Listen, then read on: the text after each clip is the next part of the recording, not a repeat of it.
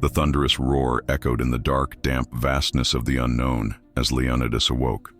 There was no sky, no stars, no solid ground, only a thick, fetid mist that crawled like rotting flesh moving slowly. He tried to scream, but his throat felt sealed from within. The air there was viscous, and each attempt to breathe was like swallowing vapor from burnt oil. His arms were cold and immobile, his fingers stiff like frozen claws. He felt crushed by an invisible and suffocating presence. For nearly his entire life, Leonidas had worked as a warehouse manager in an old fertilizer factory, isolated in the state's interior. A man of harsh speech, dry gaze, and always firm gestures. But now, all those certainties had been swallowed by a gray veil that seemed to pulse around him as if it were alive. On the ground, a grayish mud trembled beneath his feet. It was warm and seemed to breathe. The smell was indescribable, a mixture of sulfur, charred flesh, and oxidized iron. He took his first step. He slipped. The mud clung to his ankles like eager hands. As he tried to rise, he felt something brush against his back. It was a hand, long, thin, with claws where there should have been nails. Leonidas froze. When he turned abruptly, he saw only distorted silhouettes in the distance. They seemed to walk with difficulty, as if their bones were broken from within. Their moans echoed like wind whistling between tombs. "You are one of us now," murmured one of those creatures, the voice emerging from a hole where a mouth once existed. Leonidas tried to run, but the mud rose to his knees, and the mist seemed to be condensing inside his lungs. The creature walked slowly toward him. Its face was partially human, but the eyes were empty, white as chalk, and where there should have been skin, there were open fissures bleeding a thick black liquid. "No, it can't be," Leonidas stammered. "This is a nightmare." "A nightmare is an understatement, my friend. This is the hill of the veil. Only those who have hidden too much from themselves, and from others, arrive here." The words cut deeper than any blade.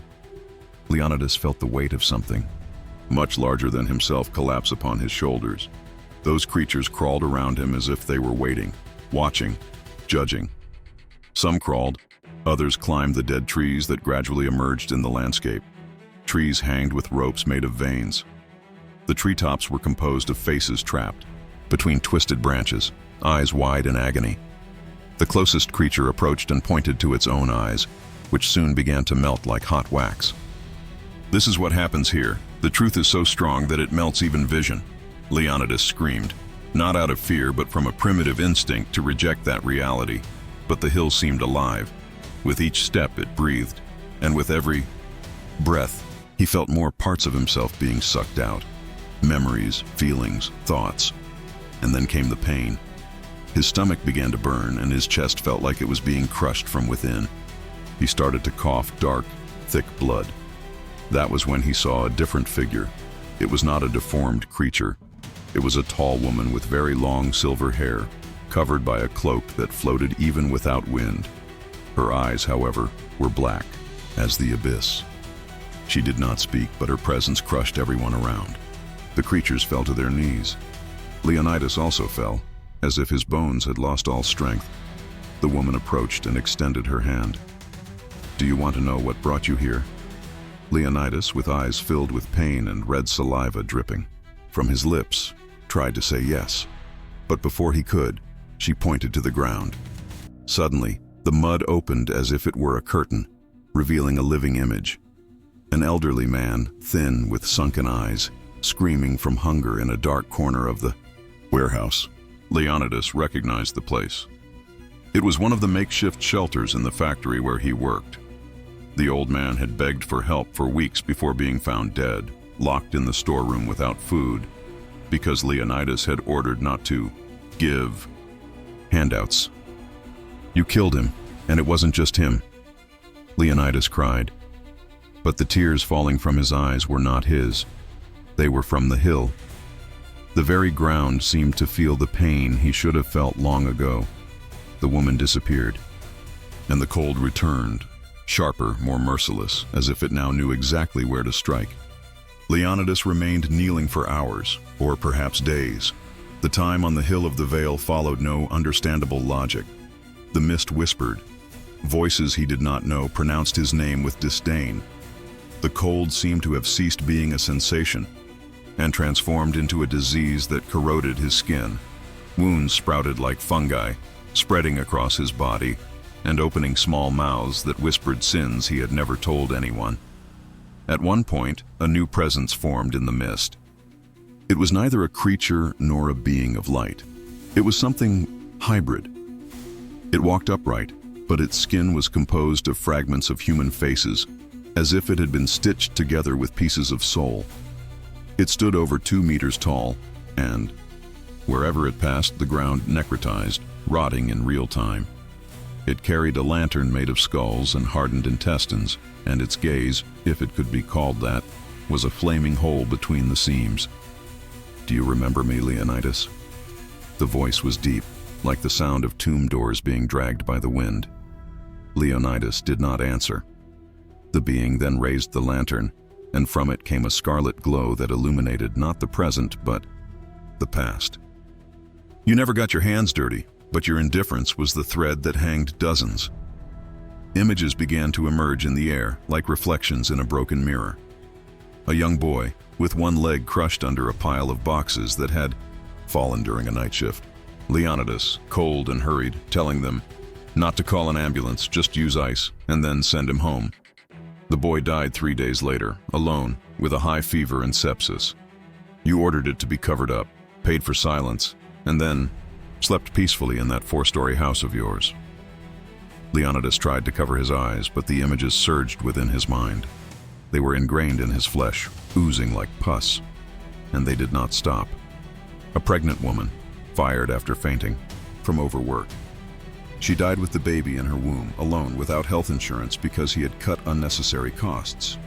You didn't kill with your hands, Leonidas, but you were the one who pulled the invisible triggers, the threads that connect suffering to indifference. That is what condemns. Leonidas tried to flee. He ran, or at least tried, through the mud that now boiled beneath his feet. The hill seemed to pulse with fury, as if it had a life of its own. The trees began to bleed, and the faces trapped in their branches screamed in unison. A scream that did not come from the throat but from the soul. A scream that pierced everything. And then, the woman with black eyes reappeared. "Leonidas, do you want to leave?" He couldn't speak. He just shook his head.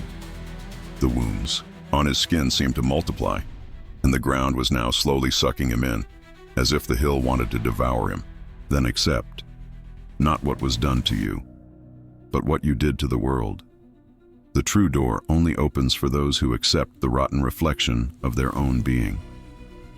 The woman touched his forehead, and in that instant, he was transported. Suddenly, he was inside a closed, dark place filled with bodies, his former employees, all dead, all looking at him. The sensation was like falling into an abyss where the bottom was made of eyes, eyes that never blinked, eyes full of pain. Here is what you built, and here is where you are reborn, every time. It was then that he understood. This was not eternal punishment. It was a cycle. The Hill of the Veil was a mental reflection of what each spirit builds in life, a personal threshold where pain is tailor-made. He was not trapped. He was the cell. The woman left once more, and in her place a child appeared. The boy was about 6 years old, very thin and barefoot. He was crying softly. Leonidas recognized him. He was the son of one of the factory cleaners. He had prevented the child from entering when the mother died on shift, saying it was not a daycare. The boy was killed by a car days later, trying to cross a highway alone. Leonidas fell to his knees and cried, but it was too late. The boy disappeared with the wind. The creatures returned, but now they knelt before him, not in respect, but in judgment. The blind eyes stared at him like blades, and Leonidas, already out of strength, shouted, "I am sorry!" But the hill does not respond to empty remorse. It responds to transformation, the true one. If you've made it this far, congratulations on your courage. This place is not just a landscape of horror. It is an inverted mirror of our consciousness. an extreme reflection of what we keep silent. If this made you feel something, anger, fear, reflection, tell me in the comments, what would be the reflection of your own veil? Have you ever seen or felt something like this in dreams or in a phase of life that seemed unreal? Every story here can open doors or close others. Let's talk. And of course, if this dark journey is affecting you, subscribe to the channel now. This is not just content, it's a ritual, and you are part of it.